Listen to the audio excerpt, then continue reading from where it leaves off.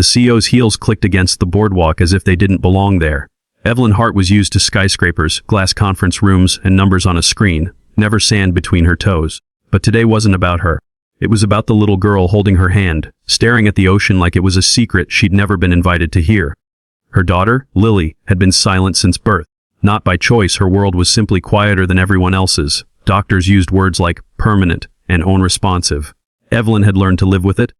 But every day she felt like she was failing Lily, giving her money and stability, but not the one thing her daughter truly needed: connection.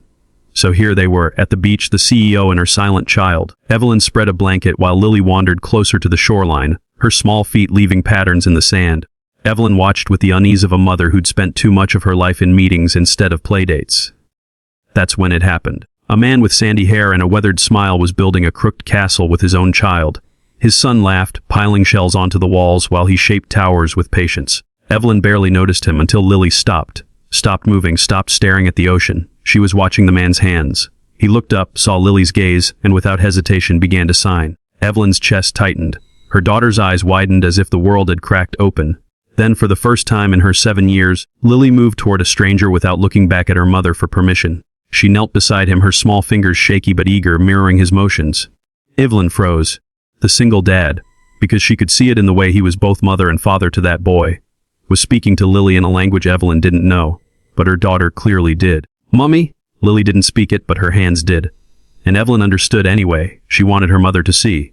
Evelyn dropped to her knees, sand clinging to her dress pants, eyes blurring. Lily was laughing, no sound, just joy, her hands flying in a rhythm that matched the man's. The man caught Evelyn's gaze.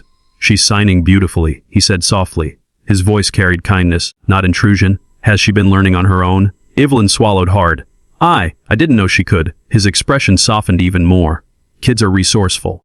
Sometimes they just need someone who understands their language." The words cut deeper than he probably knew. Evelyn, the woman who negotiated billion-dollar deals, suddenly felt small.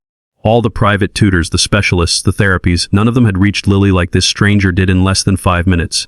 His son tugged at his arm. "Daddy, can she help us build the castle?" The man smiled. "Only if it's okay with your mom." Evelyn looked at Lily. Her daughter's silent plea was written all over her face. For once, Evelyn didn't overthink. She nodded. What followed was a scene Evelyn would replay in her mind for the rest of her life.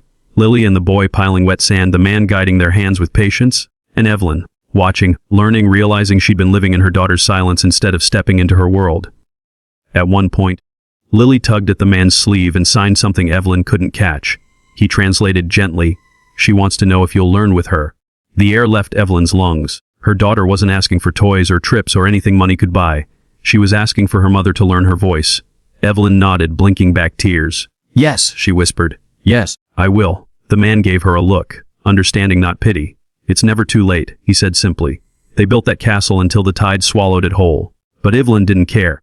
Something far stronger had been built that day, in sand and silence, with the help of a stranger who spoke the language her daughter had been waiting for all along. When the sun dipped low and it was time to leave, Lily clutched Evelyn's hand tightly, her eyes brighter than they'd ever been.